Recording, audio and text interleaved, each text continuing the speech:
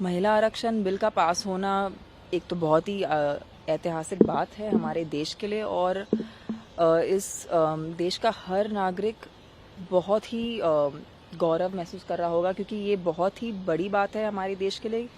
Women's representation अगर सही तरीके से नहीं होती, जो हमारी आधी आबादी है उनकी भागीदारी अगर सही तरीके से नहीं होती, तो जब हम सोचते हैं कि हम 5 या 10 ट्रिलियन की इकोनॉमी की बात करते हैं, हम सोचते हैं वो ये भागीदारी के बगैर मुमकिन ही नहीं है।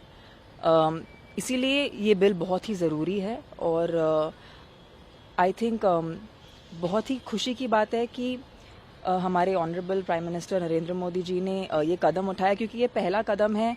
अगर हम विश्व में एक महाशक्ति बनना चाहते हैं और अगर हम सोचते हैं कि ये हम करना चाहते हैं, ये पहला कदम होगा उसकी तरफ, जिससे हम बहुत ही एक्साइटेड हैं ये बिल पास होने के लिए। और बहुत ही अच्छा लगा कि हम राज्यसभा में बैठकर एक सेशन देख पाए, एक अनोखा एक्सपीरियंस, एक आम आदमी के लिए ये एक्सपीरियंस करना और देखना कि कैसे हमारा देश कैसे लोगों की पीड़ाओं को समझकर, लोगों की जिंदगियों को समझकर उनके हित के लिए बहुत ही अहम मुद्दों पर बातें करके एक हल ढूंढने की कोशिश कर रहे हैं।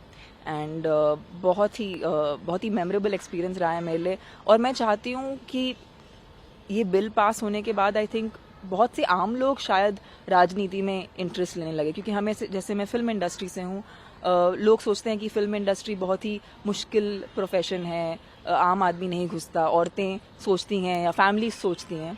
बट महिला आरक्षण बिल के पास होने के बाद शायद बहुत सी औरतें प्रेरित होंगी और आम लोग प्रेरित होंगे कि हम भी ये कर सकते हैं। एंड जैसे एक आर्टिस्ट होते हुए मैंने कभी नहीं सोचा था कि राजनीति एक इंटरेस्ट का पॉइंट भी रहेगा, पर जब हम देखते हैं कि कई सारी महिलाएं सालों सालों तक पीड़ित रही हैं, उसके बारे में जब सोचा जा रहा है तो हम कुछ इसके बारे में कर पा रहे हैं। So I think this is a really wonderful step और बहुत खुशी की बात है यहाँ पर होना। और it's been an amazing experience. I think it's the first step if we think of becoming a superpower in the world.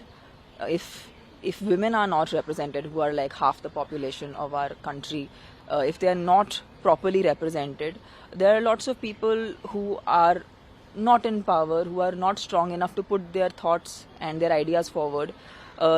They get left behind and don't get represented. But with women coming in the forefront, and women have achieved in every field that there is, be it at the war front, be it in sports or in anything that they've attempted, they've succeeded. So I think why not running the country? It is a very important part, and if any change has to be made, and ये मैं I think अपने अनुभव से कह सकती हूँ कि किसी भी चीज़ में बदलाव लाने के लिए आपको उसमें खुद घुसना पड़ता है, and it starts with you.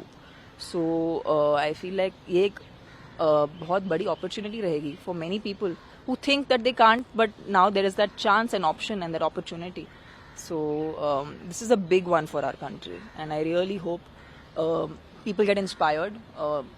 Young women get inspired. जैसे हम बचपन में बोलते हैं कि डॉक्टर बनेंगे या एक्ट्रेस बनेंगे या टीचर बनेंगे, कोई बोले कि मैं पॉलिटिशियन बनूंगा, तो it is a great point to start at, and this is going to be very encouraging for a lot of normal people.